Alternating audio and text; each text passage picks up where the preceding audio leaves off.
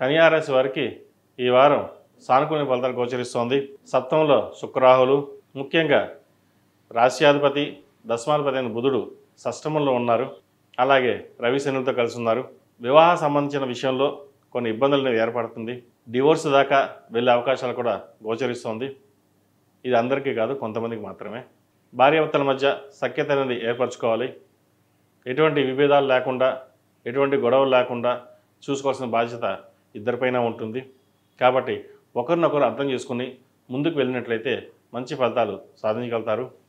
అలాగే ఆరోగ్యపరంగా కొన్ని జాగ్రత్తలు తీసుకోవాలి. ఇమ్యూనిటీ పవర్ మీకు తక్కువగా ఉంటుంది.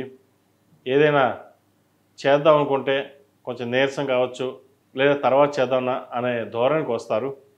డాక్టర్ సలహాలు సూచనలు తీసుకుని ముందుకు వెళ్ళినట్లయితే మంచి ఫలితాలు సాధించగలుగుతారు. వృత్తి ఉద్యోగాల్లో మంచి చోటు సంపాదించుకుంటారు. వ్యాపారపరంగా ఈ వారం వీరికి బాగుందని చెప్పొచ్చు. విద్యార్థులకు కాలం అనుకూలంగా లేదు. ఏదైనా సరే కష్టపడి చదవాల్సిన పరిస్థితి గోచరిస్తోంది. ఎవరో ఏదో చేశారు లేదా ఎవరో ఏదో చెప్తున్నారు అనే మాటలు కాకుండా మీకు మీరుగా ప్రణాళికంగా సిద్ధం చేసుకుని పరీక్షలకు ప్రిపేర్ అవ్వండి. వాళ్ళు చదువుతున్నారు, వాళ్ళు చదవట్లేదు, మనం తర్వాత చదువుకున్నాంలే, ఎవరు చదవట్లేదు కదా, మనం ఎందుకు చదవాలి అన్న ధోరణికి రాకుండా ఎవరు ఎలా చదువుకున్నా చదువుకోకపోయినా మీకు మీరు టాప్ ర్యాంక్ కాకపోయినా మంచి ఉత్తీర్ణత సాధించాలి, నలుగురిలో పేరు ప్రఖ్యాతులు తెచ్చుకోవాలి అన్న తాపత్రయంతో కష్టపడి చదవండి. మంచి ఫలితాలు సాధించగలుగుతారు. ఇటు కుటుంబ సభ్యుల సలహాలు సూచనలు మీకు ఎంతో మేలు చేస్తుంది. ముఖ్యంగా మీ తల్లిగారి ఆశీస్సులు మీకు ఎప్పుడు ఉంటాయి. ఆవిడ సలహాలు సూచనలు తీసుకుని ముందుకు వెళ్ళండి.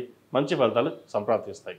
ఈ రాశిలో నిర్మించిన స్త్రీలకు ఇటు ఉద్యోగపరంగా, వ్యాపారపరంగా సానుకూల పరిస్థితులు గోచరిస్తోంది. అధిక ధనం సూచిస్తోంది. రావాల్సిన డబ్బులు సకాలంలో మీకు ఈ వారం వచ్చే అవకాశం కూడా లేకపోలేదు. వ్యాపారంలో చిన్న చిన్న సమస్యలు ఏర్పడతాయి.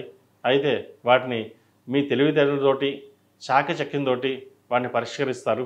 ఎవరిని నొప్పించకుండా నలుగురితో పాటు మనం వెళ్ళాలి, నలుగురితో పాటు మనం ఉండాలి అని వెళ్ళి చిన్న చిన్న ఇబ్బందుల్ని పరిష్కరిస్తారు.